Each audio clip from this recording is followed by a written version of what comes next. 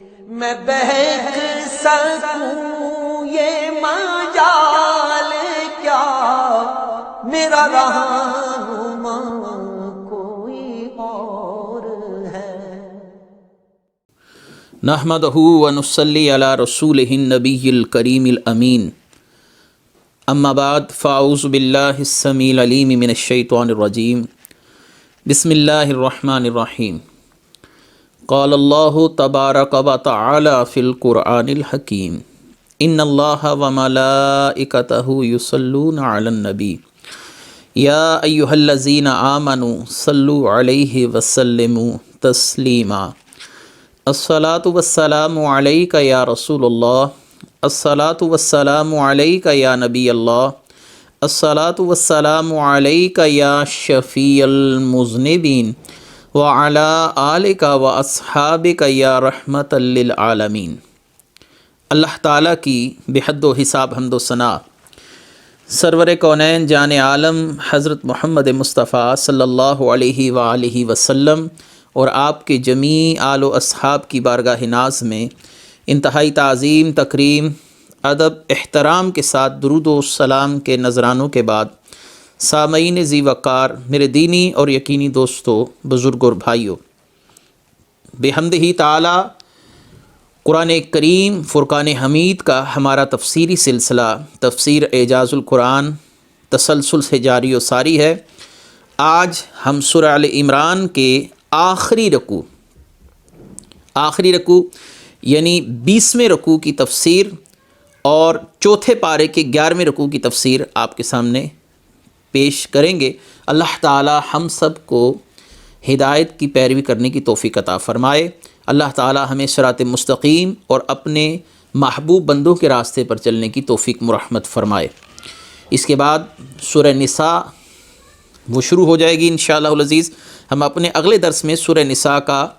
تعارف اور اس کے پہلے رکوع کی تفسیر آپ کے سامنے پیش کریں گے۔ آج آخری رکوع سورہ آل عمران کا آیت نمبر 190 ہے۔ یاد رکھیے یہ جن 10 آیات کا آج درس ہم دینے جا رہے ہیں، ان 10 آیات کو نبی کریم صلی اللہ علیہ وسلم کا معمول تھا جب وقت تہجد آپ اٹھتے تو آپ سب سے پہلے انہی 10 آیات مبارکہ کی تلاوت فرماتے۔ ان 10 آیات مبارکہ کے حوالے سے رسول اللہ صلی اللہ علیہ وسلم کی احادیث مبارکہ میں خصوصی تلقین موجود ہے، خصوصی ذکر موجود ہے۔ ان 10 آیات کی افادیت اور اہمیت کا ذکر اللہ کے محبوب نے اپنی احادیث میں کثرت کے ساتھ کیا۔ میں انہی 10 آیات میں پہلی آیت یعنی سورہ آل عمران کے آیت نمبر 190 کی تفسیر شروع کرنے جا رہا ہوں۔ اللہ تعالیٰ ارشاد فرماتے ہیں، ان فی خلق السماوات والارض واختلاف اللیل والنہار لآیات لأولی الالباب، کہ بے شک آسمان اور زمین کی پیدائش اور رات اور دن کی باہم تبدیلیوں میں نشانیاں ہیں عقل مندوں کے لیے۔ مزید اللہ تعالیٰ نے ارشاد فرمایا، الذین یذکرون اللہ قیاما وقعودا وعلی جنوبہم ویتفکرون فی خلق السماوات والارض ربنا ما خلقت ھذا باطلا سبحانک فقنا عذاب النار، جو کھڑے اور بیٹھے اور پہلوؤں کے بل لیٹے ہوئے اللہ کو یاد کرتے ہیں اور آسمان اور زمین کی پیدائش میں غور کرتے ہیں۔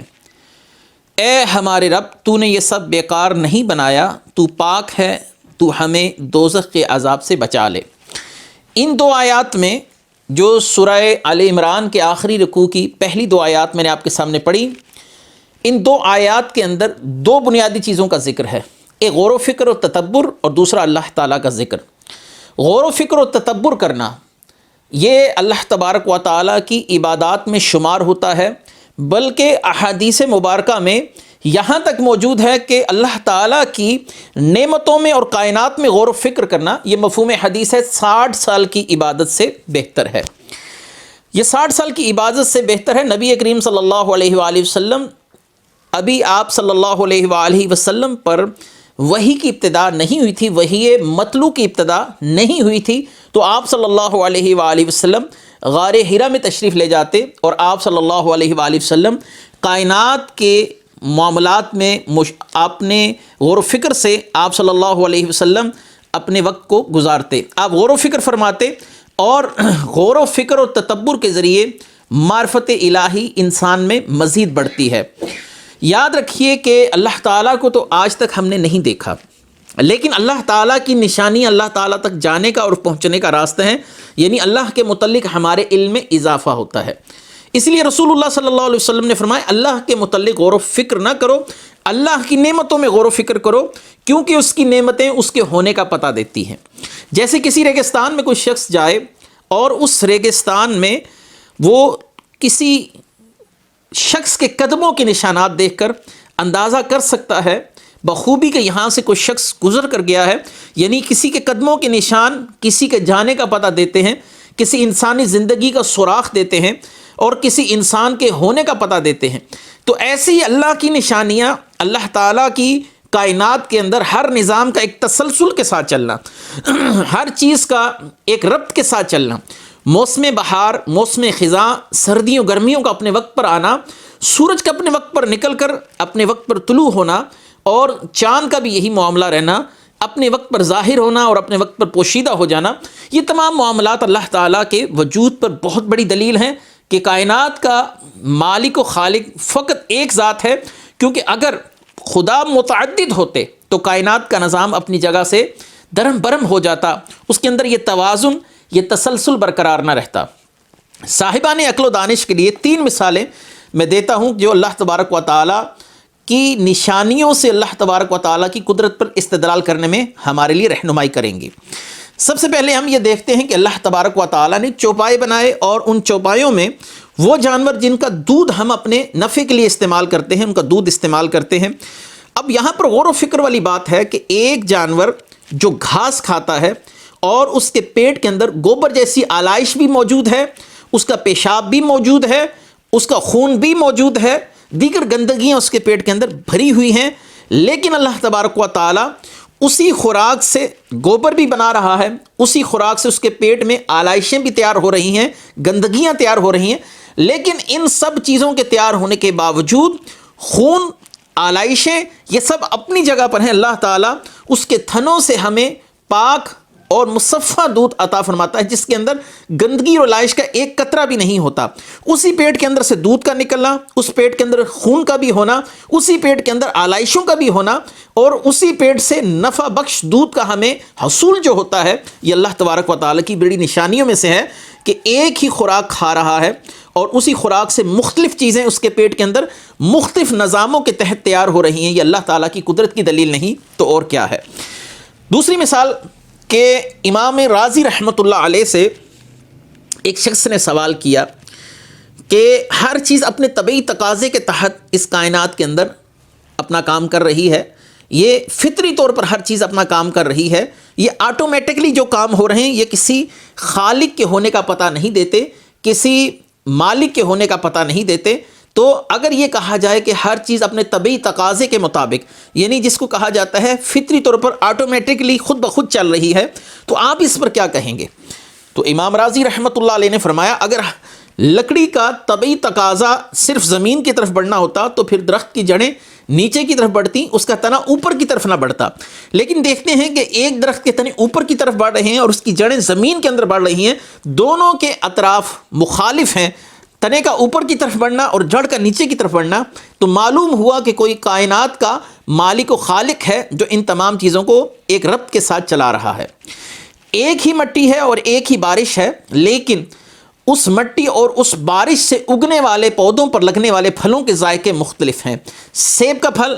وہ اپنے ذائقے کے ساتھ منفرد ہے، آم کا پھل بھی اسی مٹی اور اسی پانی سے پیدا ہوتا ہے، لیکن اللہ تعالیٰ نے اس کے ذائقے میں دوسرے پھلوں کی نسبت ذائقہ تبدیل رکھا ہے۔ اور ایسے ہی ایک ہی شاخ کے اوپر اگنے والے پھلوں کی مثال ہے کہ ایک ہی شاخ پر نکلنے والے بعض پھل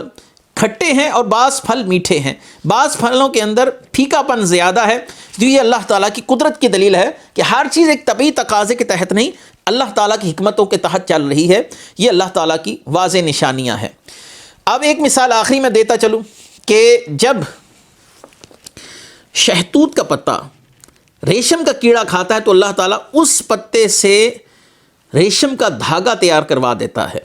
اگر وہی پتا ہرن کھائے تو اللہ تعالیٰ اس کے ناف میں خوشبو پیدا فرما دیتا ہے۔ اگر وہی پتا گائے کھائے تو گائے کے کھانے سے اس کے تھنوں میں دودھ پیدا ہو جاتا ہے۔ تو پتا ایک ہے لیکن اس کے خواص ہر جانور کے لیے جدا جدا رکھتی ہے۔ ریشم کا کیڑا کھائے گا تو دودھ پیدا نہیں کرے گا، ریشم کا دھاگا پیدا کرے گا۔ اگر ہرن کھائے گا تو اللہ تعالیٰ اس سے کستوری پیدا فرمائے گا، اس سے دودھ پیدا نہیں فرمائے گا۔ اور جب یہی پتا کوئی جانور جو دودھ دیتا ہے، جیسے بکری ہے، جیسے گائے ہے، یہ کھائیں گے تو پھر اللہ تبارک و تعالیٰ ان سے جو اس کے اثرات ہیں وہ الگ قسم کے ظاہر فرما دے گا۔ یہ اللہ تعالیٰ کی واضح قدرت کی دلیلیں ہیں جو ہمیں دعوت فکر دے رہی ہیں۔ حضرت عیسیٰ علیہ السلام آپ فرماتے ہیں خوشخبری اس شخص کے لیے جس کا قول باعث نصیحت ہو، جس کی خاموشی باعث غور و فکر ہو، جو خاموش رہ کر اللہ تعالیٰ کی نشانیوں میں غور و فکر کرے۔ حافظ ابن کثیر نے حضرت عیسیٰ علیہ السلام کا قول اسی آیت کے تحت نقل کیا،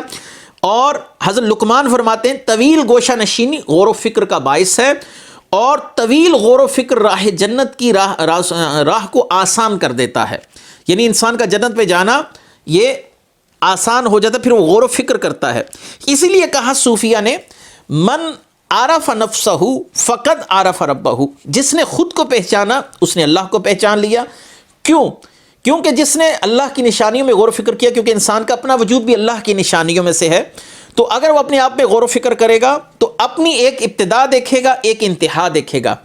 تو اپنے وجود کے تمام کمالات کے برعکس جب وہ دیکھے گا تو وہ تمام کے تمام معاملات، وہ تمام کے تمام اوصاف خالق کائنات میں نظر آئیں گے۔ میری ایک ابتدا ہے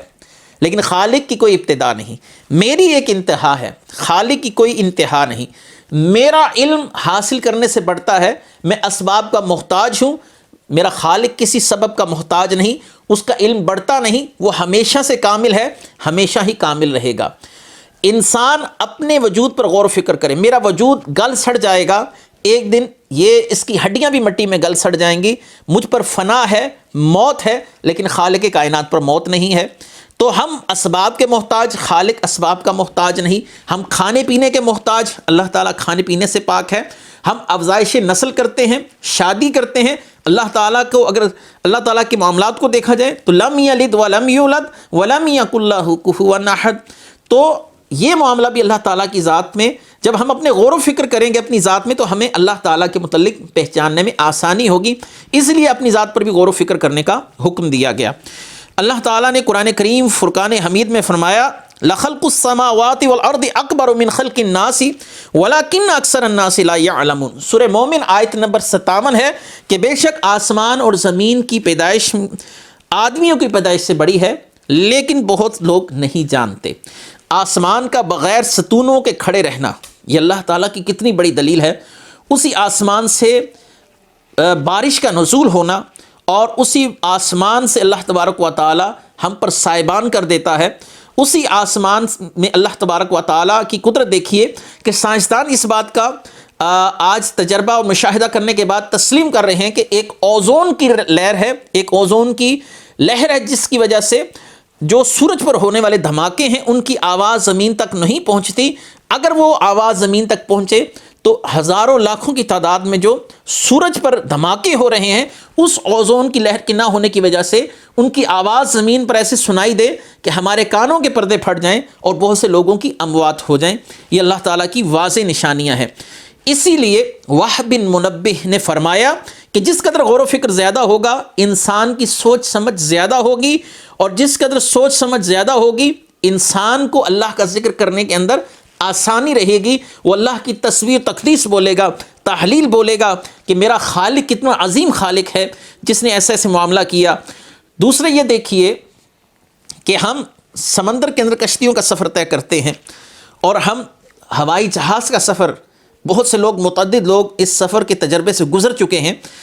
اگر ایک پتھر سمندر کے اندر پھینکا جائے تو وہ ڈوب جاتا ہے، لیکن منو ٹنوں کے لحاظ سے وزنی جہاز جب ہم سمندر کے اندر ڈالتے ہیں تو اللہ تعالیٰ کی قدرت دیکھے کہ پانی اس کو اتنی ہی قوت کے ساتھ باہر اچھالتا ہے اور وہ پانی کے اندر تیرتی ہیں، اور پھر ہوائیں چلائیں جو ان کشتیوں کو دریا کے اندر چلانے کا سبب بنتی ہیں۔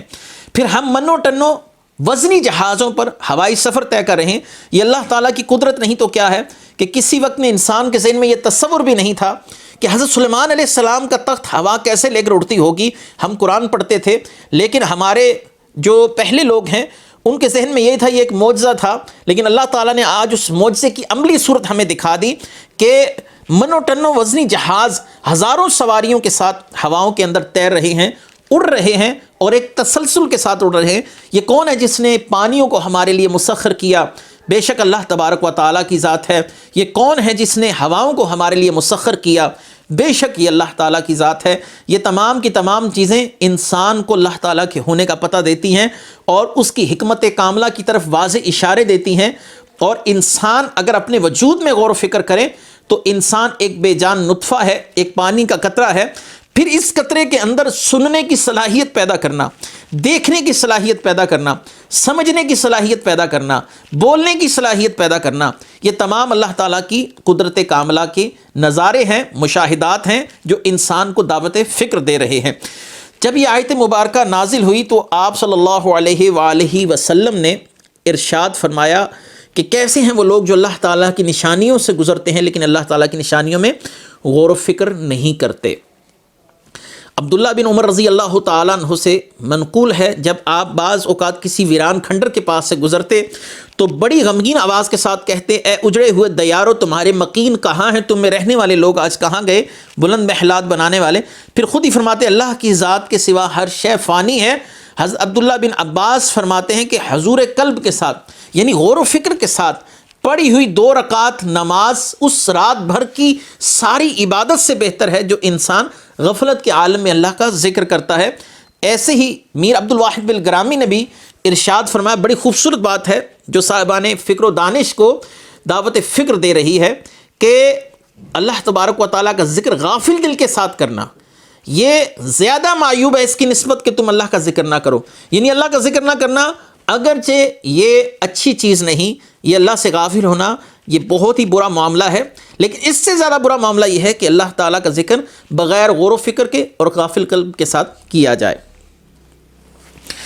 مزید اللہ تبارک و تعالیٰ نے ارشاد فرمایا الذین یذکرون اللہ قیاما وقعودا وعلی جنوبہم ویتفکرون فی خلق السماوات والارض ربنا ما خلقت ھذا باطلا سبحانک فقنا عذاب النار. جو کھڑے اور بیٹھے پہلوؤں کے بل لیٹے ہوئے اللہ کو یاد کرتے ہیں اور آسمان و زمین کی پیدائش میں غور کرتے ہیں. اے ہمارے رب تو نے یہ سب بیکار پیدا نہیں کیا، تو پاک ہے، تو ہمیں دوزخ کے عذاب سے بچا لے. یہاں پر اللہ تبارک و تعالیٰ کا ذکر اس کی افادیت کو بیان کیا گیا کہ جو شخص اللہ تعالیٰ کا ذکر کرتا ہے اللہ تبارک و تعالیٰ اسے کتنے فوائد عطا فرماتا ہے. ہمارے اکابرین کے معاملات میں سے صرف 2 مثالیں میں آپ کے سامنے پیش کرتا چلوں. شیخ سری سکتی رحمۃ اللہ علیہ شیخ جرجانی رحمۃ اللہ علیہ سے ملنے کے لیے تشریف لے کر گئے تو شیخ جرجانی کے پاس انہوں نے ستو پڑا ہوا دیکھا. یہ ستو کو استعمال کرتے تھے جسے اپنی بھوک مٹا لیتے تھے. تو شیخ سری سکتی رحمۃ اللہ علیہ نے سوال کیا، یہ ماموں ہیں سیدنا جنید بغدادی کے، اکابر اولیاء اللہ سے ہیں، بہت سے مشائخ ان کے تلامذہ میں سے ہیں. اللہ تعالیٰ نے آپ کو بڑی منفرد شان کے ساتھ نوازا. شیخ سری سکتی نے سیدنا جرجانی رحمۃ اللہ علیہ سے سوال کیا کہ آپ روٹی چبانے کی زحمت نہیں اٹھاتے، روٹی نہیں چباتے یا اس طرح کا کوئی دوسرا کھانا نہیں کھاتے، ستو کھاتے ہیں. یہ ستو ایک پاؤڈر کی مثل ہوتا ہے جو منہ میں ڈالے تو گھل جاتا ہے. تو جرجانی رحمۃ اللہ علیہ نے فرمایا کہ ستو کھانے میں اور روٹی کھانے کے اندر جو وقت کا دورانیہ ہے یہ اتنا زیادہ فرق ہے کہ روٹی کھانے میں زیادہ وقت صرف ہوتا ہے بنسبت ستو کا چمچ کھانے میں. کیونکہ میں نے دیکھا ہے کہ جتنی دیر میں انسان روٹی کھاتا ہے اتنی دیر میں اللہ تعالیٰ کی 9 تسبیحات اس سے فوت ہو جاتی ہیں. اس لیے میں ان 9 تسبیحات کو یا اللہ تعالیٰ کے ان 9 ناموں کے ورد کو بچانے کے لیے ستو کا استعمال کرتا ہوں کہ روٹی کھانے کے اندر وہ وقت ضائع نہ کروں تاکہ ستو کھا کر میرا کم سے کم وقت لگے اور زیادہ وقت میں اللہ کے ذکر میں گزار دوں. اور یہ امام غزالی رحمۃ اللہ علیہ نے مکاشفۃ القلوب میں یہ بات لکھی، بڑی غور و فکر والی بات ہے کہ اللہ کے محبوب بندے 1 ساعت بھی خود کو اللہ کی ذات سے غافل نہیں کرتے.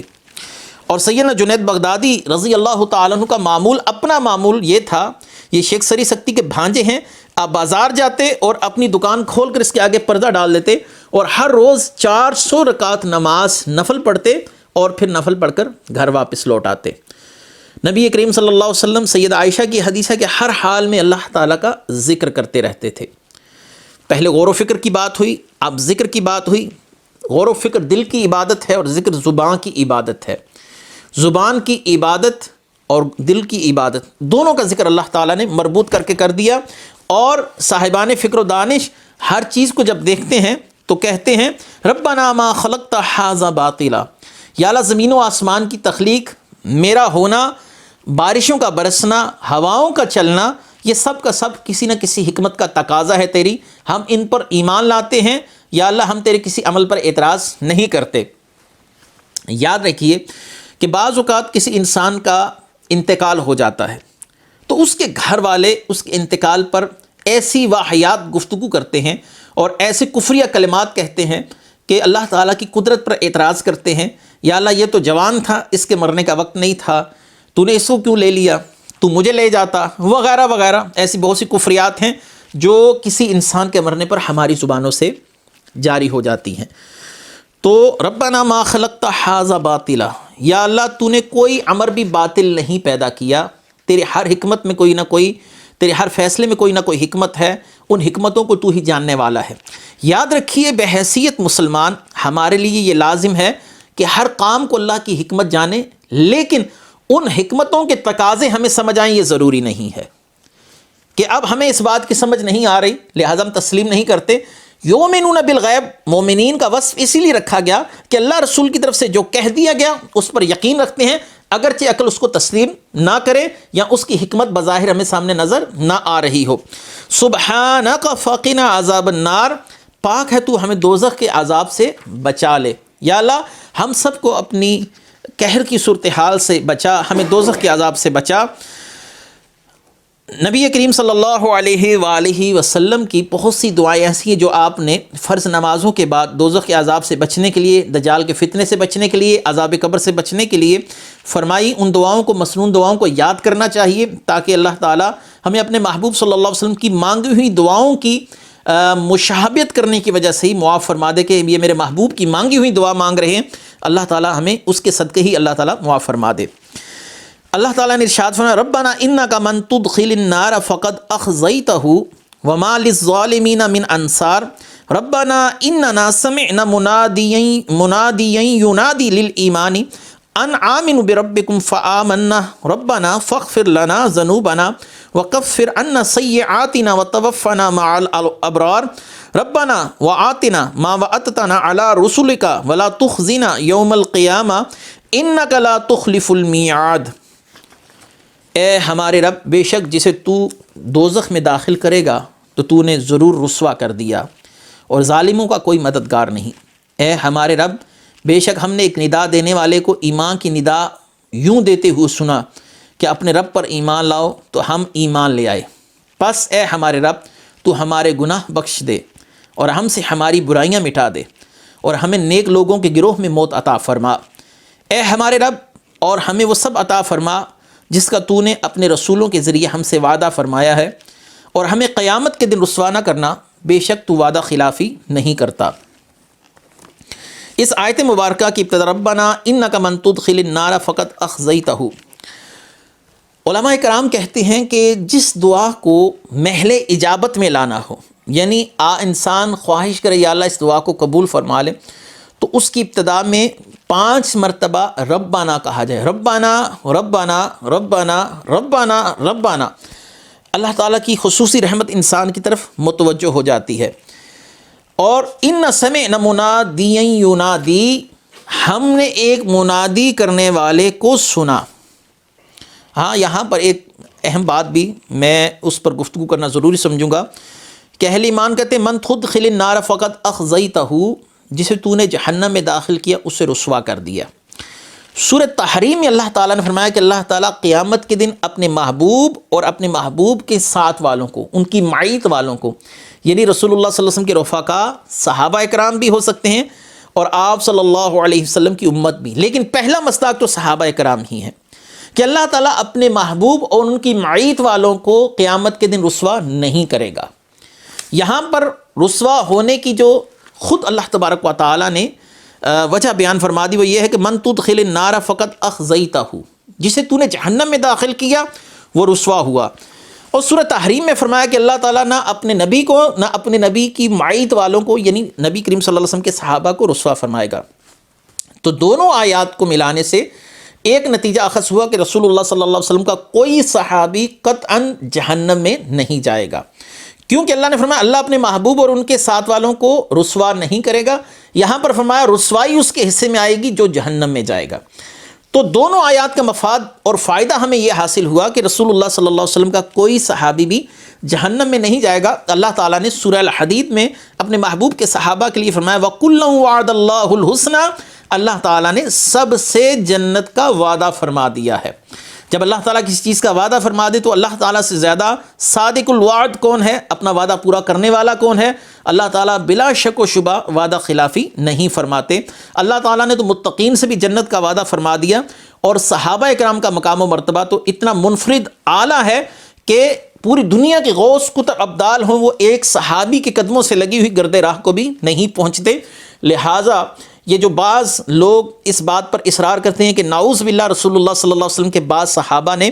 جہنم میں جانا ہے یا قبر کے عذاب میں مبتلا ہوئے، ہم اللہ تعالیٰ کی پناہ چاہتے ہیں ایسی بدعقیدگی سے کہ اگر رسول اللہ صلی اللہ علیہ وسلم کی صحبت کسی کو حالت ایمان میں اتنا فائدہ نہیں دے سکی تو نعوذ باللہ اس نے رسول اللہ صلی اللہ علیہ وسلم کی صحبت پر اعتراض کیا ہے، اس نے صحابی پر اعتراض نہیں کیا، اس نے نبی کریم صلی اللہ علیہ وسلم کی صحبت کو بے وقت کر دیا ہے، آپ صلی اللہ علیہ وسلم کی صحبت کی افادیت اور اہمیت کو ختم کر دیا ہے۔ لہٰذا ایسی باتیں کسی شخص سے سنیں تو جان لیجیے یہ شخص گمراہ ہے۔ اللہ تعالیٰ ان گمراہوں کے ہمیں شر سے محفوظ رکھے۔ ربنا اننا سمعنا منادیا ینادی، یا اللہ ہم نے سنا منادی کو، یعنی ایک اعلان کرنے والے کو، ینادی للایمان ان آمنوا بربکم فآمنا، کہ تیری طرف سے ہمیں ایک دعوت فکر دینے والا آیا اور اس نے دعوت دی تو ہم نے اس کی دعوت کو قبول کیا، آمنا و صدقنا کہا، سمعنا و اطعنا کہا، سن لیا اور اطاعت کی۔ اس سے مراد انبیاء علیہم السلام کی ذوات مقدسہ ہیں جو اپنی اپنی امتوں کی طرف بھیجی گئیں اور انہوں نے اللہ وحدہ لا شریک پر ایمان لانے کے لیے دعوت دی اور اپنی رسالت اور نبوت کے لیے ہم سے اقرار لیا۔ تو ہم جو اہل ایمان ہیں ہم نے ان کی دعوت کو قبول کیا، ہم نبی کریم صلی اللہ علیہ وآلہ وسلم کو اپنا نبی مانتے ہیں، اور آپ کی زبان اقدس سے جن لوگوں کی نبوت اور آپ صلی اللہ علیہ وسلم کی زبان اقدس سے جن کی رسالت کا ذکر سنا، ہم ان کی نبوت اور رسالت کو بھی حق جانتے ہیں، اور آپ صلی اللہ علیہ وآلہ وسلم نے جو جو ہمیں کہا قیامت کے امور یوں ہیں اور قبر کے اندر ایسے ہے، ان تمام معاملات کو ہم نے بلا سوچے سمجھے فقط اس لیے مان لیا کہ اللہ کے محبوب نے یہ باتیں ہم سے ارشاد فرمائی ہیں۔ ربنا فاغفر لنا ذنوبنا، یا اللہ ہمارے گناہوں کو معاف فرما، وکفر عنا سیئاتنا وتوفنا مع الابرار، یا اللہ ہمارے گناہ بخش دے، ہماری برائیاں محو فرما دے اور ہمیں ہماری موت اچھوں کے ساتھ کر، وتوفنا مع الابرار، ہمیں اچھوں کے ساتھ رکھ۔ بڑی ہی خوبصورت دعا ہے کہ دنیا میں بھی اچھوں کی سنگت عطا فرما، جیسے کہ سورہ توبہ میں اللہ نے فرمایا وَكُونُوا مَعَ الصَّادِقِينَ، اے بندو دعا کرو کہ اللہ ہمیں سچوں کے ساتھ کر۔ اور حضرت یوسف کی دعا ہے توفنی مسلما والحقنی بالصالحین، یا اللہ مجھے مسلمان ہی اٹھانا اس دنیا سے اور مرنے کے بعد اپنے محبوب بندوں کے ساتھ رکھنا۔ حضرت موسیٰ علیہ السلام کا بڑا مشہور واقعہ ہے، حدیث مبارکہ صحیحہ میں موجود ہے، سیاستہ کے اندر، کہ آپ نے بیت المقدس کے دروازے کے پاس کھڑے ہو کر پتھر پھینکا اور ملک الموت کو کہا کہ جہاں پر جا کر یہ پتھر گرے گا اس مقام پر میری روح کو قبض کرنا۔ تو اس کی حکمت شارحین حدیث یہ بیان کرتے ہیں، اصل میں اس مقام پر انبیاء علیہم السلام اللہ کے صالحین کی قبریں موجود تھیں، اللہ کے نیک بندوں کی۔ حضرت موسیٰ نے چاہا کہ مجھے مرنے کے بعد اسی جگہ پر صالحین کے ساتھ رکھا جائے۔ نبی کریم صلی اللہ علیہ وسلم کی ایک اور حدیث مبارکہ جو کنز العمال کے اندر موجود ہے کہ اپنے مردوں کو نیک لوگوں کے ساتھ دفن کرو، کیونکہ میت برے پڑوسی سے اذیت پاتی ہے جس طرح اچھے پڑوسی سے انسان کو فرحت نصیب ہوتی۔ وَتَوَفَّنَا مَعَ الْأَبْرَارِ، یا اللہ ہمیں اچھوں کے ساتھ رکھ۔ یہاں پر ابرار کی جو تفسیر حافظ ابن کثیر نے بیان کی، ابرار کہتے ہیں نیکوکاروں کو، اپنے والدین کے ساتھ نیکی کرنے والا ابرار میں شامل ہے، اپنی اولاد کے ساتھ نیکی کرنے والا ابرار میں شامل ہے، یا جس کی ذات سے کسی کو اذیت نہ پہنچے اس کو ابرار میں شامل کیا گیا۔ ابرار کا لفظ ذہن میں رکھیے اور ایک حدیث مبارکہ سنیے، ایمان انشاءاللہ العزیز تازہ ہو جائے گا۔ مصنف ابن ابی شیبہ کی حدیث ہے کہ نبی کریم صلی اللہ علیہ وسلم نے فرمایا، من زار قبر ابویہ او احدہما، جس نے اپنے والدین کی قبروں کی زیارت کی یا ان میں سے کسی ایک کی قبر کی زیارت کی، تو اللہ تعالیٰ اس کو ابرار میں لکھ دیتا ہے، نیکوکاروں میں لکھ دیتا ہے اور اس کے گناہ مٹا دیتا ہے۔ تو ظاہری بات ہے والدین کی قبر پر جانا، ان کے لیے دعا کرنا، اس کی تائید میں آپ کو پہلے کر چکا کہ حافظ ابن کثیر نے لکھا ہے کہ اپنے والدین کے ساتھ نیکی کرنے والے بھی ابرار میں ہیں۔ تو جب آپ ان کی قبر پر گئے تو والدین کو آپ کی جانب سے انسیت حاصل ہوتی ہے اور ان کی دل کو خوشی اور فرحت محسوس ہوتی ہے کہ میرا بیٹا میری قبر پر آیا ہے، کیونکہ میت کو اس بات کا ادراک اور شعور ہوتا ہے، جیسا کہ ہم پچھلے دروس کے اندر متعدد مقامات پر اس بات کی تصریح کر چکے ہیں، اس بات کی وضاحت کر چکے۔ آج صرف اتنا ہی عرض کروں گا کہ ان کے لیے جا کر دعا کرنا، اللہ تعالیٰ اس کو نیکوکاروں میں لکھ دیتا ہے اور اس کے گناہ مٹا دیتا ہے۔ یہاں پر کہا گیا، یا اللہ ہمیں نیکوکاروں کے ساتھ رکھ، ایسے لوگوں کے ساتھ رکھ جو اپنے بڑوں کے ساتھ وفاداری کی بات کرتے ہیں، اپنے بڑوں کے ساتھ وفاداری والا معاملہ رکھتے ہیں۔ ربنا وآتنا ما وعدتنا على رسلك ولا تخزنا یوم القیامہ انک لا تخلف المیعاد، یا اللہ اپنے رسولوں کی معرفت جو تو نے ہم سے وعدہ کیا وہ وعدہ پورا فرما اور ہمیں قیامت کے دن رسوا نہ کرنا، بے شک تو وعدہ خلافی نہیں کرتا۔ اپنے رسولوں سے اللہ تعالیٰ نے یہ وعدہ لیا تھا جو ان کی اتباع کریں گے کما حقہ، اللہ تعالیٰ اپنے رسولوں کی معیت ان کو عطا فرمائے گا۔ ایک صحابی نے نبی کریم صلی اللہ علیہ وآلہ وسلم کی بارگاہ میں عرض کی، یا رسول اللہ صلی اللہ علیہ وسلم، آپ جب جنت میں جائیں گے تو آپ کا مقام و مرتبہ تو بہت بلند ہوگا اور ہم آپ کو دیکھنے کے لیے ترس جائیں گے، ہم آپ کی غلامی کا صدقہ جنت میں تو جائیں گے، لیکن آپ کے جس مقام و مرتبے کی بات ہے اس مقام و مرتبے تک تو آپ تک کوئی نہیں پہنچ سکے گا، آپ کا دیدار ہمیں جنت میں نصیب نہ ہوا تو پھر ہم کیا کریں گے؟ اس وقت اللہ تعالیٰ نے قرآن کی آیت اتاری، جس نے اطاعت کی اللہ کی اور رسول کی، اللہ تعالیٰ ان کو رکھے گا نبیین کے ساتھ، صدیقین کے ساتھ، شہداء کے ساتھ، صالحین کے ساتھ۔ تو اطاعت پہلی چیز ہے، اطاعت کرو تو قرب رسول بھی ہے اور قرب صالحین بھی ہے، اللہ تعالیٰ اپنے محبوبوں کا قرب عطا فرمائے۔ یا اللہ تو اپنے وعدے کے خلاف نہیں کرتا، یہ بات تو واضح ہے کہ اللہ تعالیٰ جب کسی وعدے کو فرما لے تو اس کے خلاف نہیں کرتا، کیونکہ وعدہ خلافی کرنا یہ کذب، اور کذب ایک عیب ہے، ایک نقص ہے جو اللہ تعالیٰ کی ذات میں نہیں پایا جاتا۔ آیت نمبر 195 ہے، فَاسْتَجَابَ لَهُمْ رَبُّهُمْ أَنِّي لَا أُضِيعُ عَمَلَ عَامِلٍ مِّنكُم مِّن ذَكَرٍ أَوْ أُنثَىٰ بَعْضُكُم مِّن بَعْضٍ فَالَّذِينَ هَاجَرُوا وَأُخْرِجُوا مِن دِيَارِهِمْ وَأُوذُوا فِي سَبِيلِي وَقَاتَلُوا وَقُتِلُوا لَأُكَفِّرَنَّ عَنْهُمْ سَيِّئَاتِهِمْ وَلَأُدْخِلَنَّهُمْ جَنَّاتٍ تَجْرِي مِن تَحْتِهَا الْأَنْهَارُ ثوابا من عند اللہ واللہ عنده حسن الثواب۔ تو ان کے رب نے ان کی دعا قبول فرما لی کہ میں تم سے عمل کرنے والوں کے عمل ضائع نہیں کروں گا، وہ مرد ہو یا عورت،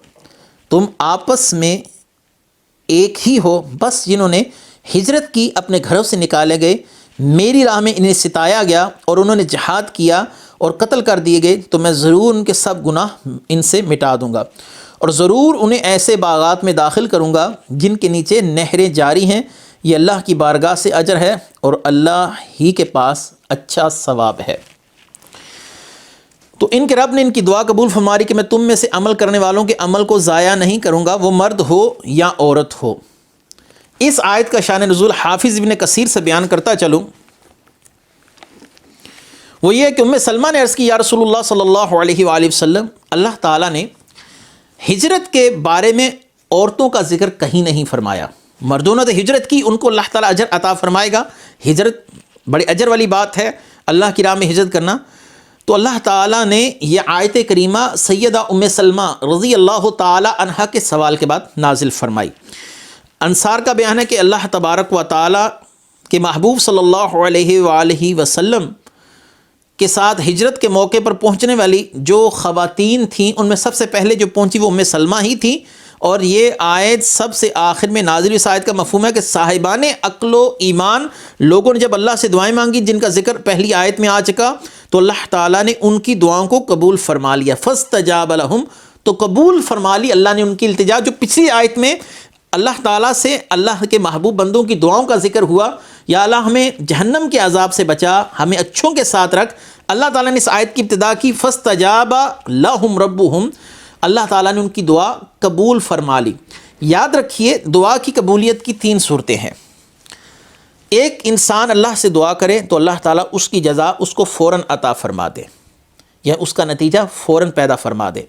ایک یہ ہے کہ اللہ تعالیٰ اس دعا مانگنے کے بدلے اس کو وہ چیز تو عطا نہ کرے جو وہ مانگ رہا ہے، کیونکہ وہ نہیں جانتا یہ چیز میرے حق میں بہتر ہے یا نہیں، اللہ تعالیٰ جانتا ہے. تو اللہ تعالیٰ اس کی دعا مانگنے کو رائے گاہ نہیں کرتا، اس کے بدلے اللہ تبارک و تعالیٰ اس کو قیامت کے دن کوئی بہت بڑی جزا عطا فرمائے گا، حتیٰ کہ وہ شخص یہاں تک کہہ اٹھے گا یا اللہ تو نے میری کوئی دعا بھی قبول نہ کی ہوتی تو میرے لیے یہ سودا سود مند تھا، فائدہ مند تھا. ایک یہ ہے کہ دعا قبول ہوتی ہے، فوراً جزا دے دی جاتی ہے. ایک یہ ہے کہ اس کا نتیجہ یا اس کا اجر آخرت تک موقوف کر دیا جاتا ہے. ایک وہ دعا قبول تو کی جاتی ہے لیکن نتیجہ کچھ دیر سے ظاہر ہوتا ہے. مثلا حضرت ابراہیم علیہ السلام کا کہنا ربنا وابعث فیہم رسولا، یا اللہ ان میں ایک رسول کو بھیج دے، جبکہ نبی کریم صلی اللہ علیہ وسلم اور سیدنا ابراہیم علیہ السلام میں 4000 سال کا فاصلہ ہے. لوگ دعا کرتے ہیں یا کسی اللہ کے مقبول بندے سے دعا کراتے ہیں یا علماء سے دعا کرواتے ہیں تو اگلے ہی جمعے یا 5-7 دن کے بعد ان کی زبان پر گلے شکوے شروع ہو جاتے ہیں، ہم نے دعا بھی کروائی لیکن اس کا ہمیں کوئی فائدہ حاصل نہیں ہوا. جب خلیل اللہ کے ساتھ اللہ تعالیٰ کی حکمتوں کا یہ معاملہ ہے کہ ان کی دعا کو اللہ تعالیٰ نے قبول تو فرمایا لیکن 4000 سال جا کے بعد وہ دعا پوری ہوتی نظر آئی. رسول اللہ صلی اللہ علیہ وسلم کی مکہ شریف کے اندر ولادت ہوئی. تو اب عام انسان کس زمرے میں آتا ہے؟ اب ہم یہ چاہتے ہیں کہ ہم بدعمالیاں بھی کریں، ہم اللہ کی نافرمانیاں بھی کریں اور ادھر ہمارے منہ سے دعا نکلے تو فوراً پوری بھی ہو جائے. ایسا نہیں ہوتا. اللہ تعالیٰ جانتے ہیں کہ کس دعا کی اجابت کے لیے کون سا وقت مناسب ہے. اللہ تبارک و تعالیٰ اس وقت اس دعا کو پورا فرما دے گا. لیکن اس کا یہ مطلب نہیں کہ انسان اللہ سے دعا کرنا چھوڑ دے. رسول اللہ صلی اللہ علیہ وسلم نے فرمایا اکثر الدعا، اللہ سے کثرت کے ساتھ دعا مانگو. اگر تم اپنے رب سے نہیں مانگو گے تو پھر کس سے مانگو گے؟ ہاں، لیکن اللہ غافل دل سے مانگی گئی دعا قبول نہیں فرماتا. انسان کو چاہیے خشوع و خضوع کے ساتھ، پاک صاف ہو کر،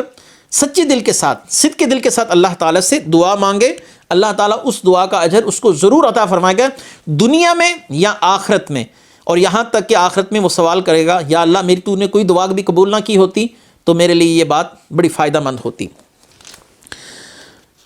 بعضکم من بعض، اہل ایمان بعض میں سے ہیں، یعنی ایک ہی گروہ کا ذکر ہے کہ تمام اہل ایمان مرد ہوں عورت ہوں یہ ایک ہی ہیں. رسول اللہ صلی اللہ علیہ وسلم نے ارشاد فرمایا کہ مسلمانوں کی مثال ایک جسم جیسی ہے، اگر جسم کا ایک حصہ تکلیف میں مبتلا ہو تو پھر باقی حصہ بھی تکلیف اور اذیت محسوس کرتا ہے. اور جن لوگوں نے ہجرت کی فالذین ہاجروا واخرجوا من دیارہم واوذوا فی سبیلی وقاتلوا وقتلوا لأکفرن عنہم سیئاتہم ولأدخلنہم جنات تجری من تحتها الانہار ثوابا من عند اللہ واللہ عندہ حسن الثواب. کہ جو لوگ دار شرک چھوڑ کر مدینہ کی طرف آئے، اپنے دین کی خاطر بھائیوں کو، بیٹوں کو، ماؤں کو، باپوں کو، جائیدادوں کو چھوڑ دیا،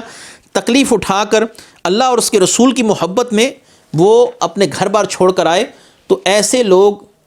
اللہ تبارک و تعالیٰ ان کے اجر کو ضائع نہیں فرمائے گا. یہ سب سے اعلیٰ اجر، وقاتلوا وقتلوا، یہ سب سے اعلیٰ درجہ ہے کہ اللہ تعالیٰ نے فرمایا مومن اللہ کی راہ میں جہاد کرے اور اس کی سواری زخمی ہو جائے، اس کا منہ خاک و خون آلود ہو جائے. ایک شخص نے عرض کی یا رسول اللہ اگر میں صبر، نیک نیتی اور دلیری سے آگے بڑھ کر اور پیٹھ نہ پھینک کر جہاد کروں تو کیا اللہ تعالیٰ میرے گناہ معاف فرما دے گا؟ آپ نے فرمایا ہاں. اپنا سوال ذرا پھر دوبارہ سے دہراؤ. اس شخص نے کہا کہ اگر میں اللہ تعالیٰ کے لیے اخلاص کے ساتھ جہاد کروں اور اپنی پیٹھ پھر کر نہ بھاگوں تو کیا اللہ تعالیٰ مجھے اجر عطا فرمائے گا؟ آپ نے فرمایا ہاں، اللہ تعالیٰ تیرے گناہ معاف فرما دے گا لیکن تیرا قرض معاف نہیں ہوگا. یہ حق العبد ہے. یہ بات مجھے ابھی جبریل علیہ السلام نے بتائی ہے، ابھی جبریل بتا کر گئے ہیں. اللہ تعالیٰ کی عطا کا ذکر ہے. شاعر نے کیا خوب کہا کہ کریموں کی جو عطا ہوتی ہے وہ کریموں کے شایع نشان ہوتی ہے. اللہ تعالیٰ نے فرمایا میں اجر عطا فرماؤں گا، تو یہ اجر اللہ تعالیٰ کے شایع نشان ہوگا. کتنا عظیم اجر ہوگا، بڑوں کی عطائیں بڑی ہی ہوا کرتی ہیں. مزید اللہ تعالیٰ نے ارشاد فرمایا ولا یغرنک تقلب الذین کفروا فی البلاد متاع قلیل ثم مأواہم جہنم وبئس المہاد لقن الذین اتقوا ربهم لهم جنات تجری من تحتها الانہار خالدین فیہا نزلا من عند اللہ وما عند اللہ خیر للابرار.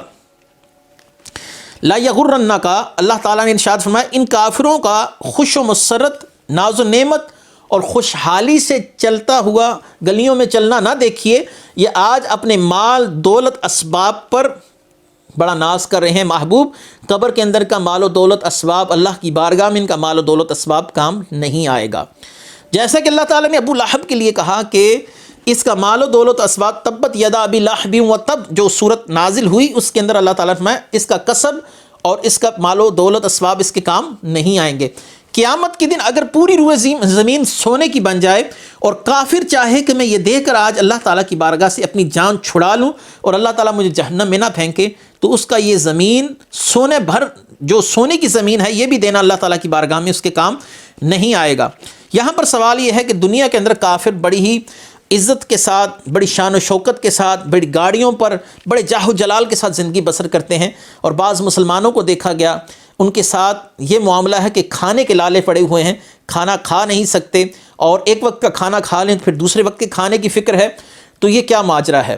تو اس کی مثال میں آپ کو ایک آسان سی سطح پر آ کر دینا چاہوں گا کہ آپ آسانی سے سمجھ لیں. ایک شخص ہے اور اس نے ایک بہت بڑے ریگستان کو پیدل پار کرنا ہے، اور بڑی ہی حدت اور شدت کی گرمی ہے، بڑا طویل سفر ہے، سفر بھی اتنا طویل کہ کئی 100 میل کا سفر ہو اور اس نے پیدل طے کرنا ہو. اور ایک شخص جس کو 10 منٹ کے لیے ہم ایک سایہ دار درخت کے نیچے بٹھا دیں، اور اس 10 منٹ کے سفر کے بعد، اس 10 منٹ کے آرام کے بعد اس نے وہ ایک طویل سفر طے کرنا ہے، وہ شخص بہتر ہے یا وہ شخص بہتر ہے کہ جب وہ سفر کر رہا ہو ریگستان میں تو اللہ تعالیٰ کی طرف سے ایک بادل کا ٹکڑا اس کے سر پر آ جائے اور اس کو سایہ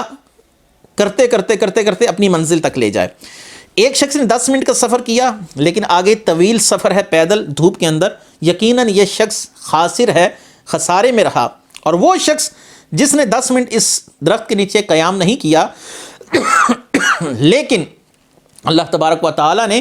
اسے ایک طویل سفر ان بادلوں کی اوٹ میں طے کروا دیا. تو یہی مثال ہے دنیا میں کافر اس 10 منٹ کے جو آرام کرنے کی جگہ ہے اس کی مثال میں آپ کو مثال دیتا چاہ رہا ہوں کہ 10 منٹ جو اس نے درخت کے نیچے کاٹے اور آگے ایک طویل سفر ہے جو ختم ہونے کا نام نہیں لے گا. کافر کی مثال بھی یہی ہے کہ اس کے لیے یہ دنیا 10 منٹ کے اس آرام کرنے کی جگہ ہے، اس کے بعد مسلمان کے لیے جو ایک طویل سفر ہے وہ آرام دہ ہے. یعنی اگلا جو سفر ہے وہ ہمارے لیے آرام دہ ہے، اگلا جہاں ہمارے لیے عزتوں کا سامان ہے. ہمیں رسول اللہ صلی اللہ علیہ وسلم کا اللہ تعالیٰ قرب بھی نصیب فرمائے گا، معید نصیب فرمائے گا. یاد رکھیے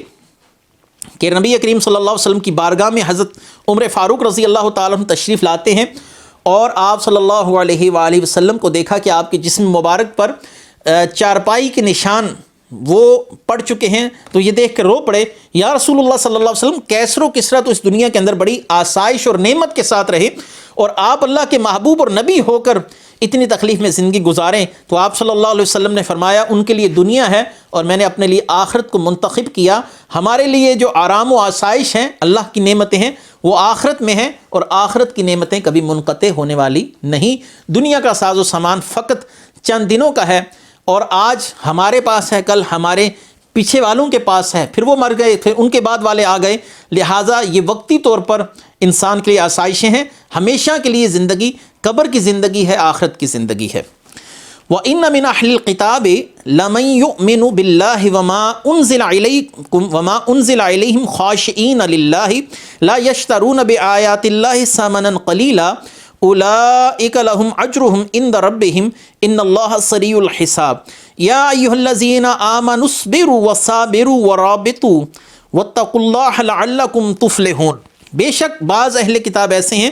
جو ایمان لاتے ہیں اللہ تعالیٰ پر اور اس پر جو اتارا گیا تمہاری طرف، اور جو اتارا گیا ان کی طرف عاجزی اور نیاز مندی کرنے والے ہیں اللہ کے لیے. نہیں سودا کرتے اللہ کی آیتوں کا حقیر قیمت پر، یہ وہ ہیں جن کا ثواب ان کے رب کے پاس ہے.